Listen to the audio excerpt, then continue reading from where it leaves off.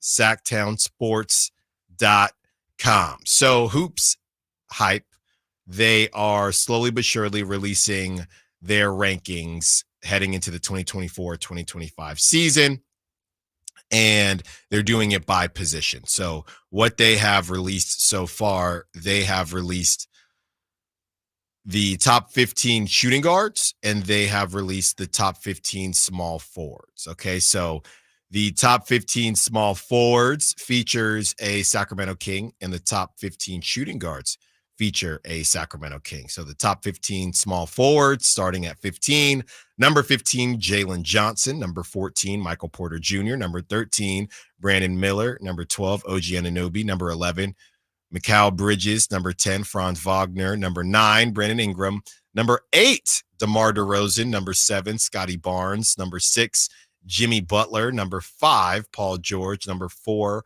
Kawhi Leonard, number 3, LeBron James, number 2, Kevin Durant, number 1, Jason Tatum. So number 8 on that list is one DeMar DeRozan. In front of Brandon Ingram, by the way, who is going to cost a lot more money than DeMar DeRozan. So I thought that was very, very. A lot of these guys are going to cost more than DeMar DeRozan that are under DeMar DeRozan on this list. Here are Hoops Hype's top 15 shooting guards for the 2024-2025 season. Number 15, Cam Thomas. Number 14, Malik Monk. Number 13, Devin Vassell. Number 12, Bradley Beal. Number 11, CJ McCollum. Number 10, Tyler Hero. Number 9, Jalen Green. Number 8, Austin Reeves. Number 7, Zach LaVine. Number 6, Desmond Bane. Number 5, Jalen Williams. Number 4, Jaylen Brown. Number 3, Donovan Mitchell. Number 2, Devin Booker. And number 1, Anthony Edwards. So when we go through this list and when other names get released, I think it's pretty clear that De'Aaron Fox and Domantas Sabonis will also be on these lists, right? So when you look at this team on paper, you have a top 14 shooting guard who may come off the bench for you, a top 14 shooting guard, a top 8 small forward. I believe based on how they're doing this, De'Aaron should be a top 10 point guard based on how they're breaking this down. And I think Sabonis will be a top 5 center.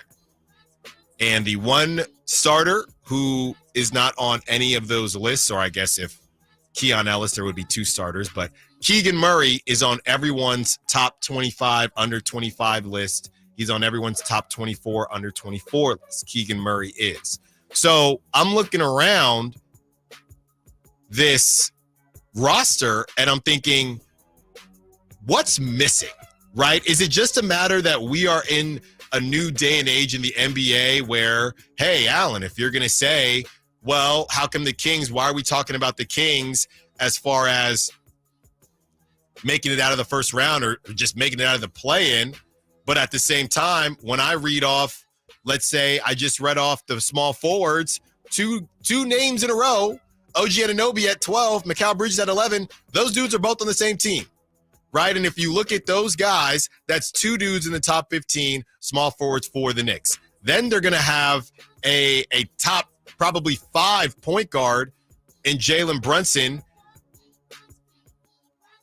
That's similar, right? I'm trying to think of some of the other guys on the Knicks that might be. I don't think DiVincenzo and I don't know where Josh Hart would fall, but Josh Hart is, he's got the heart, no pun intended. Then you look at some of these other teams.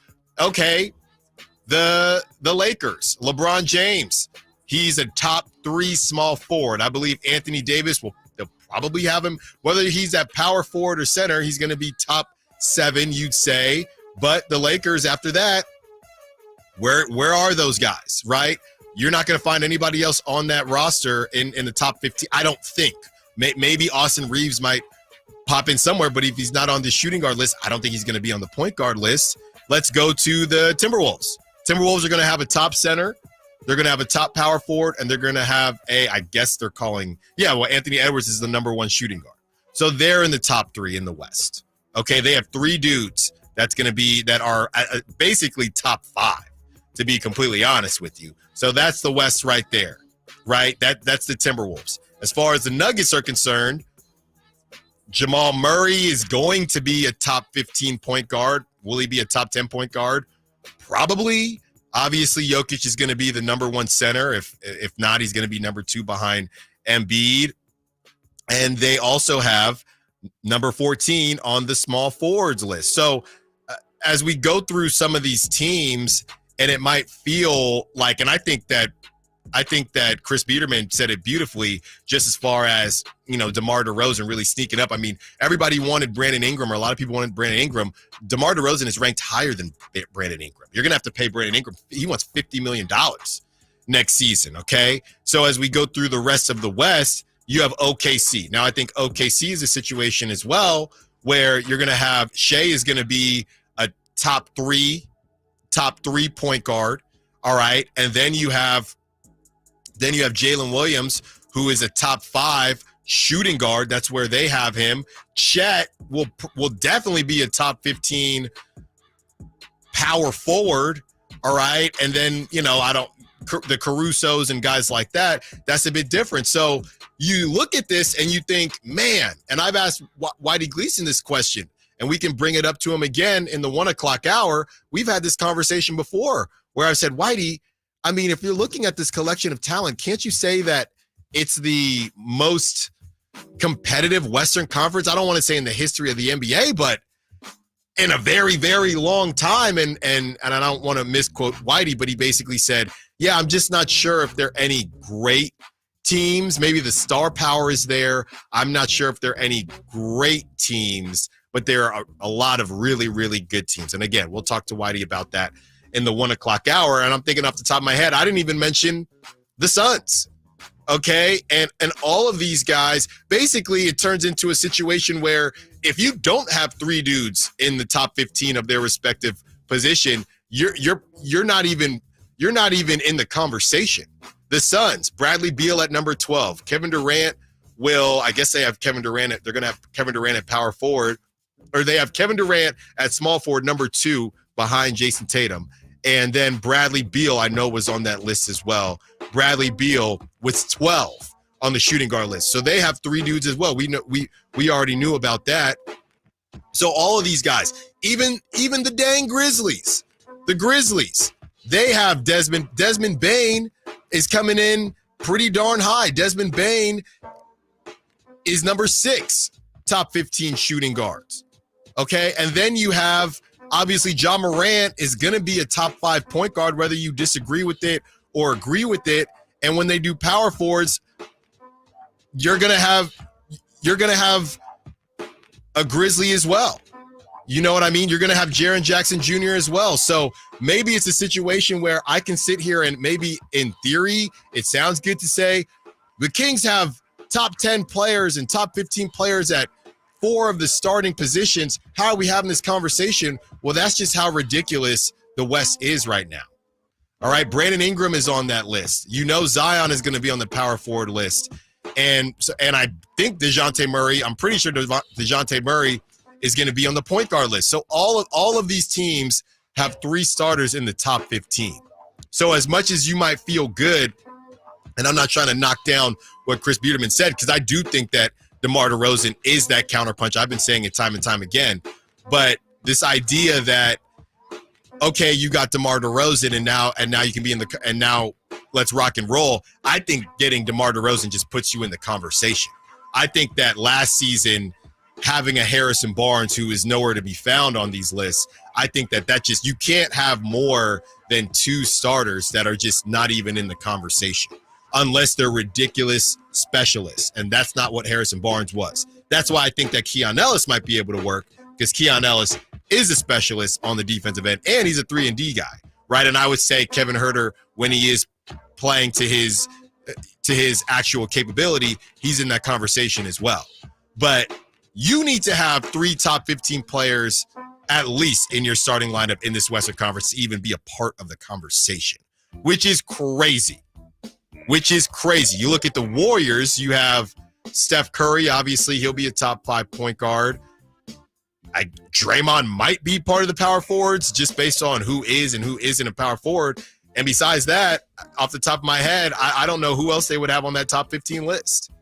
All right. And obviously it's not impossible, but it's just a matter of who has to carry who. The Mavericks, they're going to have Luka. If they're calling Luka a point guard, they might have 2 point guards, right? In the top 5, top 7 in Kyrie and Luka. And then you have, well, funny enough, Klay Thompson is not on this top 15 list for shooting guards, but we know what Klay Thompson can do. And, you know, if you look at what the Mavericks added and PJ Washington, I guess PJ Washington, he might be listed as a power forward, or maybe he's just not on that list, but you have Derek Lively, who he might be on the top 15 for centers. So you have to be in that conversation. And if you're not, let's say PJ Washington and Derek Lively, let's say they're not on either list, okay, well, they have the number 1 point guard, or they have a top 2 point guard in Luka Doncic. So you can feel good about what the Kings have done, but at the same time, this West, to put it in perspective, and I think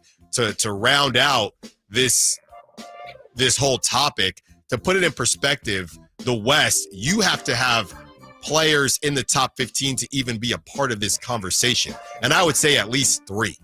At least 3 to be top 15 at their respective position to even be a part of this conversation, which is insane. And I'm going to call Whitey out because I need him to tell me when a Western Conference has been this competitive, because it's crazy to me. It makes those years when we used to make fun of the East and the West, it makes those Western Conference teams look weak. That's what it is. That's what it is. It's new with a lot of guys who haven't won before, but it's coming. Coming up next, the most miles run per game for the Kings and other players. How many players from the Kings end up in that conversation, and is how the Kings play sustainable? Stiles and Watkins.